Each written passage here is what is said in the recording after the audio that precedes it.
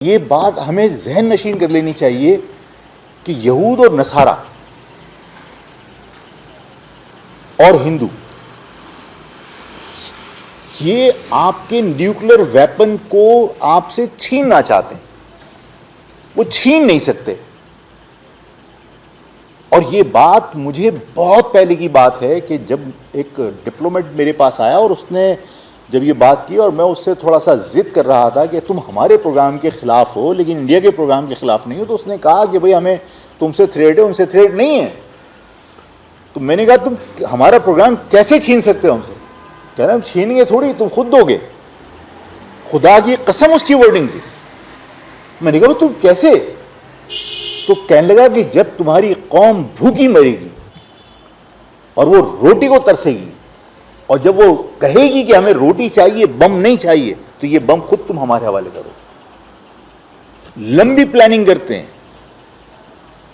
आज मुझे बताइए कि अगर इंडिया के साथ इंडिया को प्रोवोक करके आपके खिलाफ इस्तेमाल किया जाए, और अफगानी, आप क्या समझते हैं अफगानियों के साथ क्या इंडिया के ताल्लुकात नहीं है?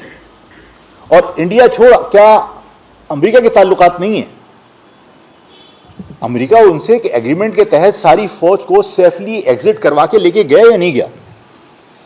और जब वो वहां से जा रहा था तो जो हथियार अमेरिका के अफगानिस्तान में थे, तो क्या वो हथियार अपने अलाई को, अपने दोस्त को, जो नॉन नेटो अलाई था, जिसने तुम्हारी जंग के अंदर अपनी कौम को झोंक दिया, वो हथियार उठा के तुम पाकिस्तान को देके नहीं जा सकते थे? लेकिन अमेरिका अपनी फौजें ले गया और वो हथियार अफगान के हवाले करके गया जो आज आपके खिलाफ इस्तेमाल होता है।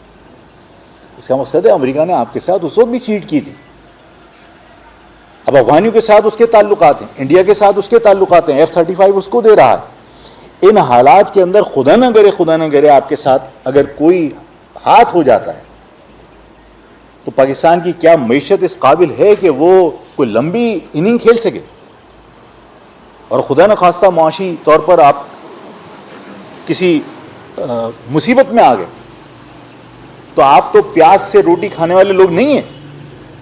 पाकिस्तान की आवाम को तो आपने किस्तों की मोटरसाइकिल दे के सहल पसंद बना दिया कि पहले हम स्कूल और कॉलेज मीलों पैदल जाया करते थे, आज जो है वो बच्चा हरा धनिया और पुदीना लेने के लिए सामने की गली में मोटरसाइकिल पे किक मारे बगैर नहीं जा सकता। उसकी माँ अगर 2 अंडे मंगा ले तो वो मोटरसाइकिल के ऊपर जाता है किक मार के। कल आपके यहाँ पेट्रोल का क्राइसिस जंग में हो जाए, आपकी कौम रो पड़ेगी। आप लोग तो सहल पसंद हो गए। आप लोग तो ब्रायलर और लेयर मुर्गी खा खा के पोल्ट्री फार्म की मुर्गी की तरह डल हो गए। इन हालात के अंदर इस पाकिस्तान की आवाम अगर भूख की वजह से रोडों पे आ गई, तो क्या उन्हें बंदूक और क्लाशनकोफें या G3 रोक लेगी? लोग अगर सड़कों पे आके कल ये कहें कि हमें रोटी चाहिए, बम नहीं चाहिए, तो आप क्या करोगे?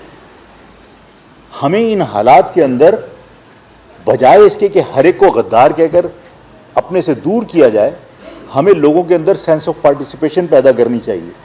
लोगों को इंसाफ फराहम करना चाहिए। लोगों के अंदर एहसास तहफ़्फ़ुज़ होगा, लोगों को इंसाफ मिल रहा होगा। यहाँ पर अदालतों के अंदर हाल बुरा है।